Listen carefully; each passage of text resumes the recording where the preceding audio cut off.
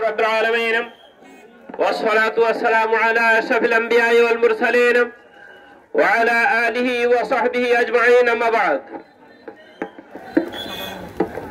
ফেসিবাদ বিদায়ের এক বছর পূর্তি উপলক্ষে বাংলাদেশ জামাত ইসলামী লালমাই উপজেলার উদ্যোগে আয়োজিত আজকের এই গণমিছিল পূর্ব সমাবেশে উপস্থিত রয়েছেন বাংলাদেশ জামাত ইসলামী কুমিল্লা দক্ষিণ জেলার মজলিস শুরা সদস্য লালমাই উপজেলার সংগ্রামী সেক্রেটারি জননেতা ইমাম হুসাইন, উপস্থিত রয়েছেন জেলা মজলিস শুরা সদস্য লালমাই উপজেলার সংগ্রামী সহকারী সেক্রেটারি বিশিষ্ট আলেম দ্বীন মাওলানা মফিজুর রহমান মিয়াজি, উপস্থিত সংগ্রামী নেতৃবৃন্দ, সংগ্রামী এলাকাবাসী, সংগ্রামী লালমাইবাসী। আপনারা জানেন বাংলাদেশের গত 2008 সালের নির্বাচনে, ওই পাতানো নির্বাচনে ফ্যাসিস্ট আওয়ামী লীগ সরকার ক্ষমতায় অধিষ্ঠিত হওয়ার পর প্রথম বছরেই তারা বিডিআর বিদ্রোহের নামে বাংলাদেশের দেশপ্রেমিক সেনাবাহিনীকে কোমর ভেঙে দিয়েছিল, ঠিক কিনা?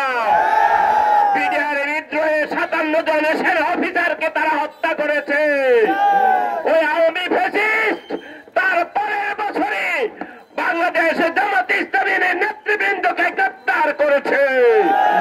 একের পর এক কেন্দ্রীয় নেতৃবৃন্দকে গ্রেপ্তার করে সম্পূর্ণ বিনা বিচারে আমাদের নেতৃবৃন্দকে তারা হত্যা করেছে। তারা এই বাংলাদেশকে একটা কারাগারে পরিণত করেছিল। এদেশের মানুষের বাক স্বাধীনতা হরণ করেছে। মানুষের কথা বলার অধিকার ছিল না। অর্থনীতিকে ধ্বংস করে দিয়েছিল আওয়ামী লীগ। এই আওয়ামী লীগ দেশ থেকে গণতন্ত্রকে নির্বাসনে পাঠিয়েছিল। এই আওয়ামী অপশক্তির বিরুদ্ধে গত 16টি বছর বাংলাদেশ জামাত ইসলামী, ইসলামী ছাত্র শিবির সকল আন্দোলনে সমান্তর ভূমিকা রেখেছিল।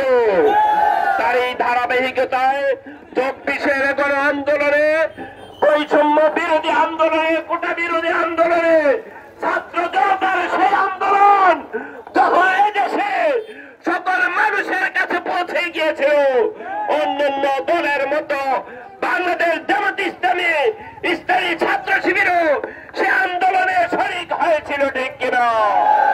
সে আন্দোলনের ফলশ্রুতিতে 24-এর সেই 5 আগস্ট খুনি হাসিনার পতন আমরা চেয়েছিলাম, কিন্তু হাসিনার শুধু পতন নয়, এদেশ থেকে পালিয়ে যেতে বাধ্য হয়েছে। প্রিয় উপস্থিতি, হাসিনার পলায়নের পরে, ফ্যাসিস্টের বিদায়ের পরে এই বাংলাদেশের মানুষ আশা করেছে এদেশে ন্যায় এবং ইনসাফ প্রতিষ্ঠিত হবে। এই দেশে কোনো বৈষম্য থাকবে না। সকলের কথা বলার অধিকার প্রতিষ্ঠিত হবে, সকলের ভোটাধিকার প্রতিষ্ঠিত হবে। কিন্তু আমরা দেখতে পাচ্ছি ফ্যাসিবাদের আনাগোনা এখনো শেষ হয়নি। এখনো ফ্যাসিস্ট বিদায় হলো, তাদের প্রেতাত্মা এই দেশে এখনো রয়ে গিয়েছে, ঠিক কিনা? ওই ফ্যাসিবাদী হাসিনা 16 বছরে দেশের প্রত্যেকটা সেক্টরে তার দোসরদের বসিয়েছে, যারা এখনো পর্যন্ত বিভিন্ন ষড়যন্ত্র করছে, কলকাঠি এখনো নাড়ছে। আমরা ঘোষণা করতে চাই, বাংলাদেশ জামাত ইসলামীর একজন কর্মী বেঁচে থাকতে এদেশে প্রতিবাদের কোন ষড়যন্ত্র কার্যকর হবে না ইনশাআল্লাহ। আমরা প্রত্যেকটি ষড়যন্ত্রের দাঁত ভাঙা জবাব দেব। আপনারা ইতিমধ্যে শুনেছেন নির্বাচনের তারিখ ঘোষণা করা হয়েছে। আগামী 12ই ফেব্রুয়ারি নির্বাচনের কথা মোটামুটি ফাইনাল হয়েছে, জানেন আপনারা? এই জাতীয় নির্বাচনকে সামনে রেখে আমরা ঘোষণা করতে চাই, আমরা নির্দিষ্ট কোন ভূখণ্ড, কোন এরিয়া নয়, সদর, দক্ষিণ, লালমাই, লাকসাম, চট্টগ্রাম, নাঙ্গলকোট কিংবা বড়ুয়া নির্দিষ্ট কোন এলাকা নয়।